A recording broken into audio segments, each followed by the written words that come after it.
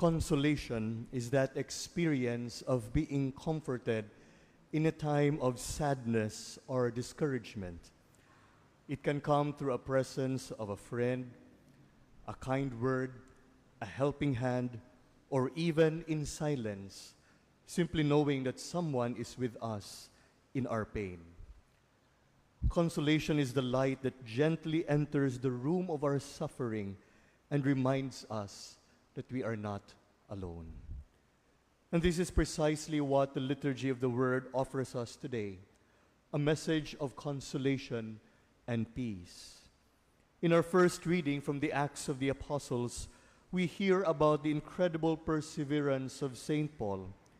After preaching the gospel, he is rejected, dragged out of the city, and stoned nearly to death. Most would have given up.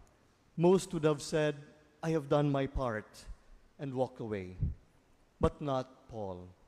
Strengthened by the Lord and supported by his fellow disciples, Paul gets back up, literally and spiritually, and continues his mission. And what did he say when he arrives at the next city? He did not complain. He did not ask for pity. He offered consolation by saying, "It is necessary for us to undergo many hardships to enter the kingdom of God." Paul, who had every reason to be bitter or afraid, instead became a source of peace for others. Why? Because he carries within him the peace of the risen Christ.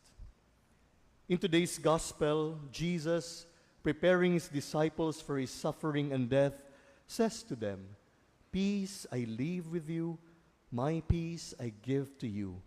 Not as the world gives, do I give it to you." These are not just beautiful words, but they are words of deep consolation spoken to disciples who will soon watch their master be arrested, beaten, and crucified. Jesus gives them his peace, a peace that does not mean the absence of suffering, but the presence of God within.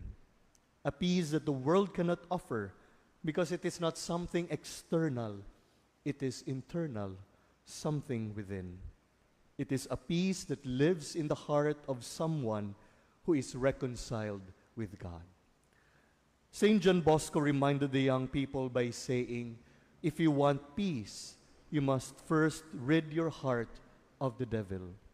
Believe me, nobody can be truly happy in this world unless he is at peace with God. And this is the reason why he gave great emphasis on the sacraments of reconciliation and the Eucharist as means to remind ourselves of God's presence in us that will bring about consolation and peace. Saint Dominic Savio also placed these sacraments at the center of his life while being in the oratory and encouraged his fellow youth to also approach these sacraments more often.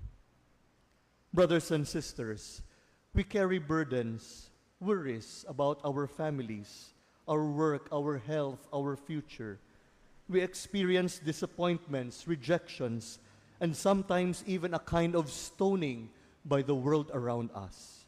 But in the midst of all this, the Lord speaks to us as he did to his disciples. "Peace I leave with you, my peace I give to you." And it is here in this Eucharist that he gives it again. He consoles us not only with his words, but with his very presence. In the body and blood of Christ, we receive the Prince of Peace himself. In this Holy Mass, let us allow ourselves to be consoled, not by the fleeting comforts of the world, but by the enduring love and peace of our risen Lord. And having received that peace, let us also become messengers of it.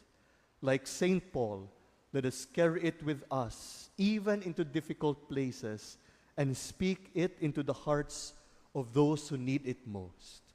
"Peace I leave with you, my peace I give to you." Let these words dwell in us, not just today, but every day.